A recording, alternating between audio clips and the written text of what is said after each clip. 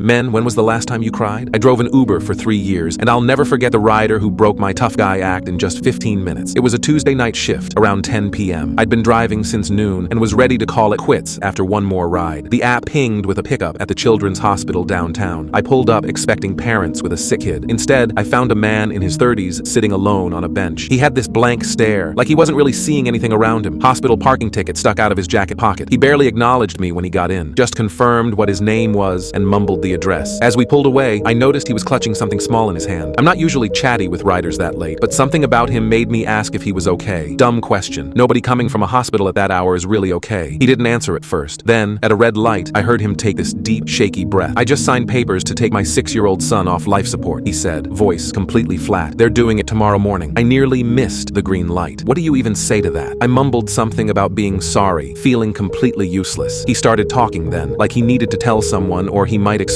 His son fell off the monkey bars at school 3 weeks ago. Seemed fine at first, just a headache, but that night he couldn't wake the boy up. Brain hemorrhage, the doctor said. For 3 weeks they tried everything. Surgery, medications, nothing worked. His son hadn't opened his eyes since that night. We were almost to his address when he showed me what he was holding. A small Hot Wheels car, bright red Ferrari. "I promised to buy him the real thing someday," he said. "Kid's room is full of these. He wants to be a race car driver." I pulled up to his house, a small place with toys scattered across the yard. Christmas lights still up from months ago. No lights on inside. "My wife left last week," he said, answering my unasked question. "Couldn't handle it. Don't blame her." When I stopped the car, he didn't move, just sat there, staring at the toy. "I haven't cried yet," he said. "Not once since it happened. Everyone's crying around me, nurses, doctors, my wife, and I just can't. What kind of father doesn't cry when his son is dying? I don't know what made me do it. I'm not a hugger, but I reached back between the seats and put my hand on his shoulder. That's when I noticed the school picture tucked into his wallet, a little boy with a missing front tooth and the biggest smile I'd ever seen. He broke down then, not loud sobbing, but this awful, quiet weeping that seemed to come from somewhere deep. I turned off the app, the meter, everything, just sat there with this stranger while he cried for his son. When he finally calmed down, he tried to pay me. I refused, gave him my number instead, told him to call if he needed a ride tomorrow, for anything. He called the next morning. I drove him back to the hospital, waited 5 hours, then drove him home again. Neither of us said a word the entire time. 6 months later, I got a package in the mail. No return address. Inside was that same red Hot Wheels Ferrari and a note. "You were the first person who let me be broken. Thank you for driving me through the worst day of my life." I quit Uber that week. Some journeys change you forever.